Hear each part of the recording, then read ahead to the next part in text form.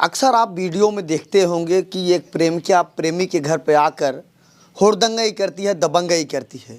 लेकिन मैं आपको बताना चाहता हूँ, मेरे बीच में यह जो महिला मौजूद है, यह कोई प्रेमिका नहीं, इस घर की बड़ी बहू है। इनका नाम है राधा शर्मा। और मैं आपको बताना चाहता हूँ 2021 में इनकी शादी हुई थी, अरेंज मैरिज शादी हुई थी। और यह अपने माता पिता की इकलौती और लाडली बेटी हैं। इनके पति 2 भाई और 1 बहन है। सबसे बड़े इनके पति हैं। इनके पति जीवन यापन करने के लिए मुंबई शहर में मार्केटिंग का काम करते हैं।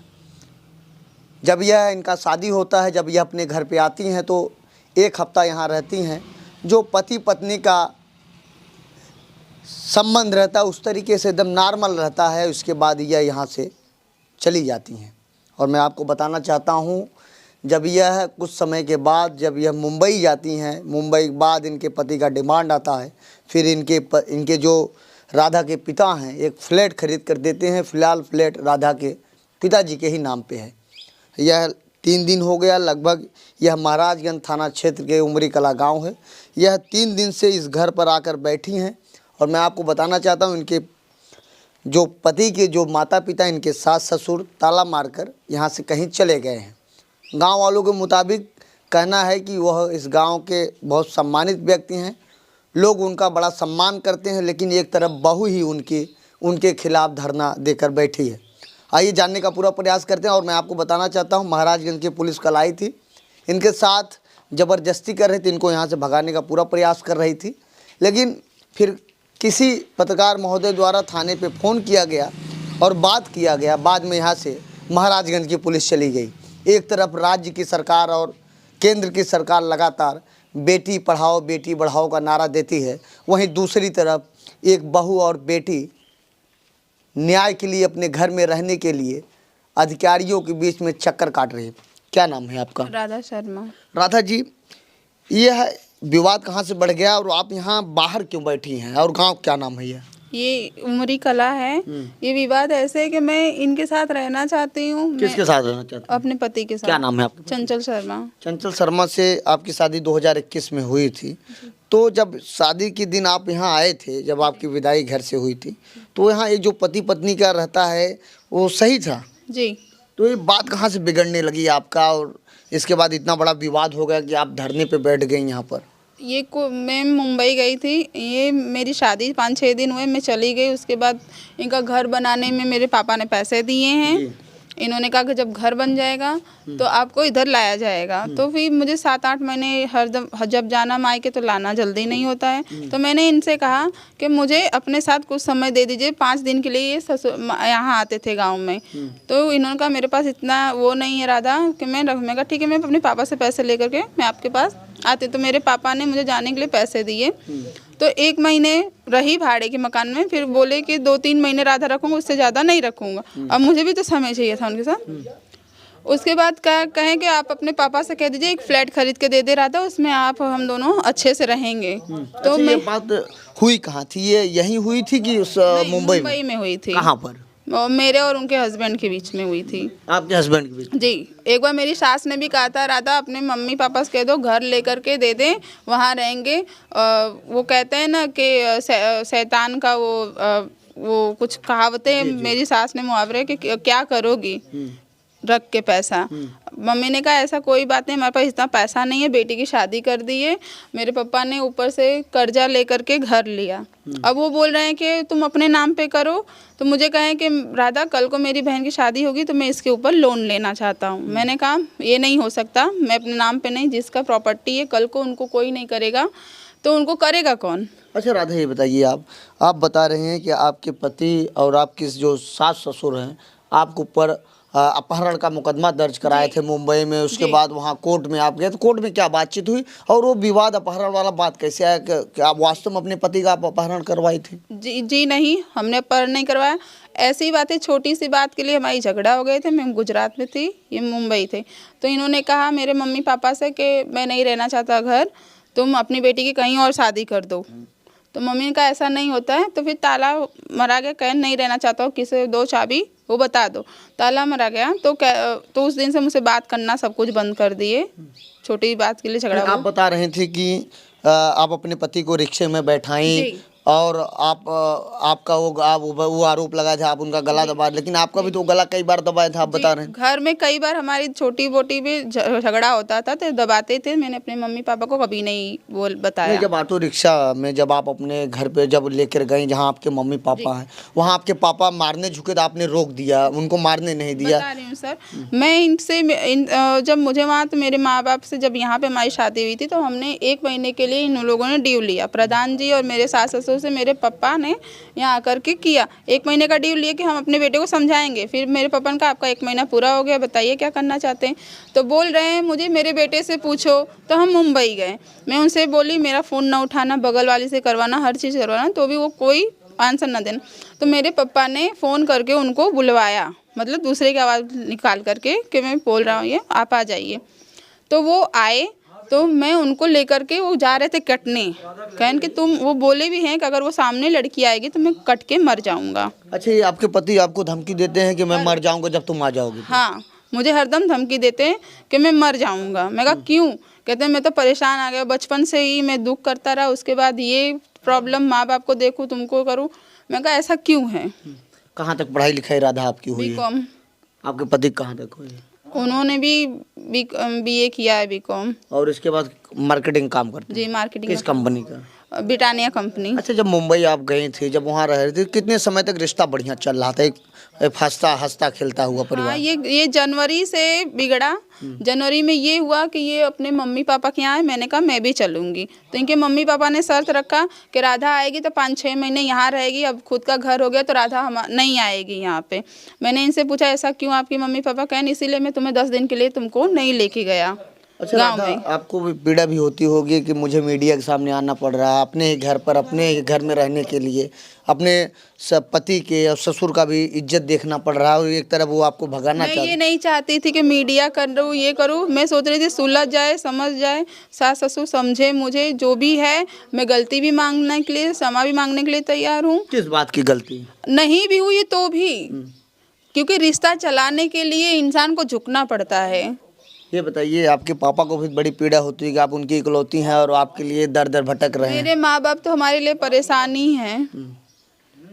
आप बता रही थी कि आपके पति कभी फ़ोन से आपको बोले थे कि मैं उनसे शादी कर लूँ, 2 बच्चे हैं, मजाक हैं क्या? जी, मैं घर पे थी जब कांदीवली गई थी तो मुझे बोले थे राधा एक औरत है, उसके हस्बैंड मर गया, उसके मायके पियर वाले नहीं करते हैं, उसके छोटा सा बच्चा था, वो अगर राधा तुमसे ना शादी हुई होती तो मैं उससे शादी कर लेता। अब मुझे बोले, मैं कहा ये किस किस को बोले मैं अपनी माँ से बोला और कोई भाभी है उनसे बोला। तो उनके सामने मैंने उनसे पूछा तो वो हंसने लगे कि मैंने बता दिया ऐसे। मैं कहा ऐसे नहीं होता है।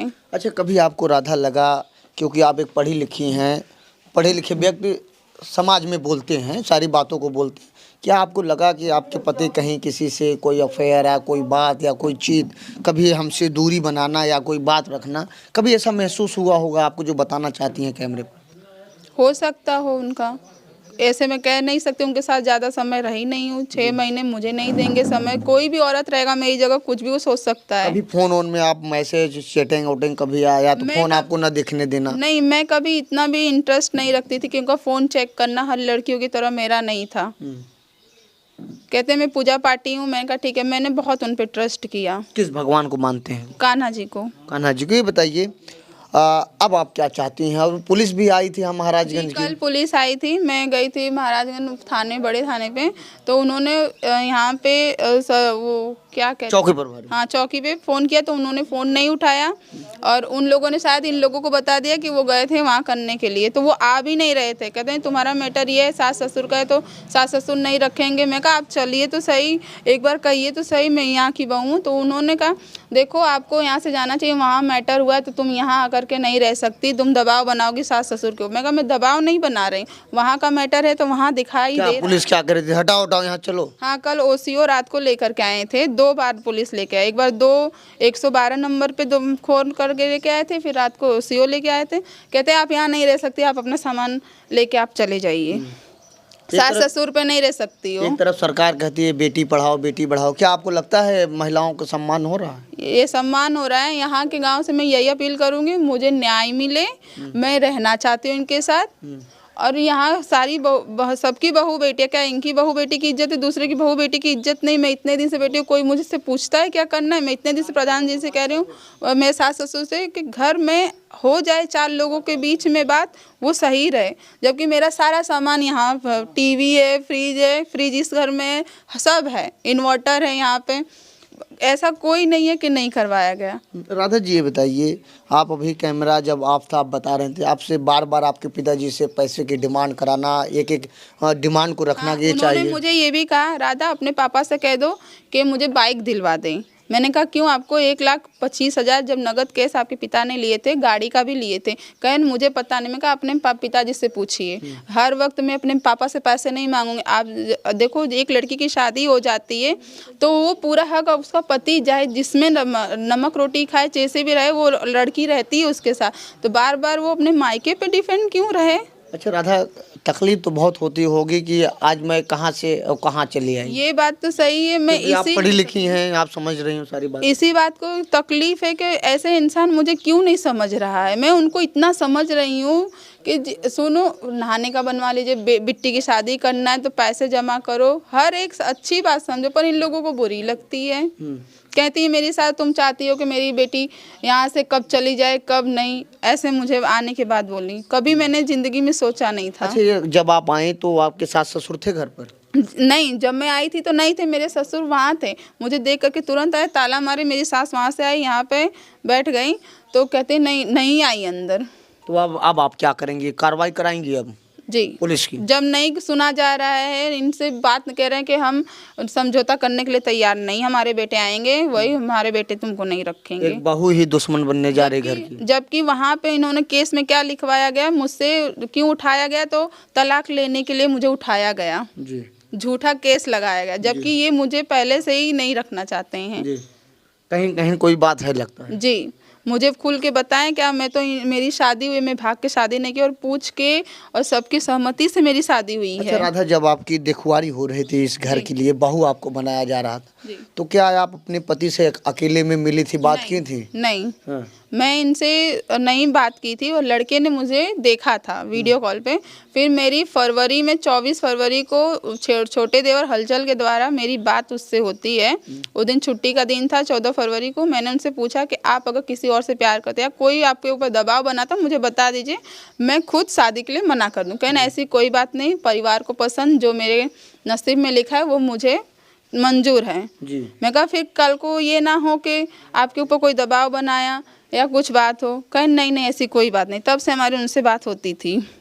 अभी 3 दिन हो गया, अभी आपको परिवार के सदस्य जो थे वो घर से फरार हैं। जी। पुलिस भी दबाव बना रही थी, लेकिन पत्रकारों का आपको सहयोग मिला जो आप यहाँ हैं। अब आप मजबूर होकर जिला कार्यालय पे जाएंगे, वहाँ जो मुख्यालय एसपी साहब सामने आप बात रखेंगे। अब जी, अब क्या करूँ? जब वो लोग सामने से, मैं सोच रही 4 लोग मिल करके जो भी हो बात उसका निर्णय हो जाए। मैं ये कोर्ट कचहरी ये सब मैं नहीं करना चाहती थी, पर अब मजबूरे होकर के मुझे करना पड़ रहा है। सास ससुर नहीं, मैं किससे बात करूँ? अच्छा, रात में यहाँ आप रुकी होंगी तो डर भी लग रहा होगा कोई आके हमला भी कर दे आपके ऊपर? डर तो लगेगा ही ना। तब मेरे पापा भी साथ ही यहीं पर थे। पापा थे तो मुझे उतना डर नहीं लगता था। कोई भी कहीं न कहीं पीड़ा भी होती होगी कि मेरी शादी कहाँ हो गई। मेरी तो पीड़ा तो बहुत ही है। मैं स्टार्टिंग कैसे बताएं? किससे कहने जाए? पति से कहने जाए तो पति समझने को तैयार नहीं है। सास ससुर को कहो तुम्हारा पति नहीं रखेगा तो हम क्या करेंगे? सास ससुर कोई बात सुनने को तैयार नहीं। सास ससुर अपने बच्चे को जानते हैं, किससे गलती नहीं होती है। इंसान दोनों को बैठा करके पूछता है। कहीं न कहीं आपसे दूरी बना रहे हैं आपके पति? जी, परिवार भी बना रहे। जी। लेकिन आप यहीं रहना चाहती है और यहीं रहेंगी? जी, मैं इनके अगर साथ नहीं मानेंगे तो आप कार्रवाई कराएंगे फिर? जी। अब यह मेरे बीच में यह मौजूद है, इनका नाम राधा है और मैं आपको बता दूं इस गांव की यह बहू है और इनके पिताजी इनके साथ में आए हुए हैं। ये लोग गुजरात में ही रहते हैं। जीवन यापन करने के लिए इनके पिताजी वेल्डिंग का काम करते हैं। 2 पैसे जुटाकर सोचे थे कि अपनी बेटी का धूमधाम से शादी करेंगे और अपनी बेटी का एक गृहस्थी बसाएंगे। लेकिन मैं आपको ये बताना चाहता हूँ दोस्तों, शादी तो हुई, धूमधाम से तो हुई, लेकिन ये नहीं जानते थे कि मेरा दामाद एक लालची निकल जाएगा, मेरे इकलौते टुकड़े लाल को इस तरीके से ला के रख देगा कि एक दिन मीडिया के सामने आकर बयां देना पड़ेगा कि मुझे इस घर में रहना है। अब तो समय ही बताएगा क्या राधा के साथ महाराजगंज की पुलिस और जौनपुर के पुलिस अधीक्षक डॉक्टर अजय पाल शर्मा जी इनको न्याय दिलाते हैं कि नहीं, ये तो समय ही बताएगा। फिलहाल राधा का कहना है कि जब तक मुझे न्याय नहीं मिलेगा तब तक मैं यहाँ से जाने वाली नहीं हूँ। फिलहाल ऐसे आप देखते रहिए आज़ाद VIP न्यूज़ को। जय हिंद।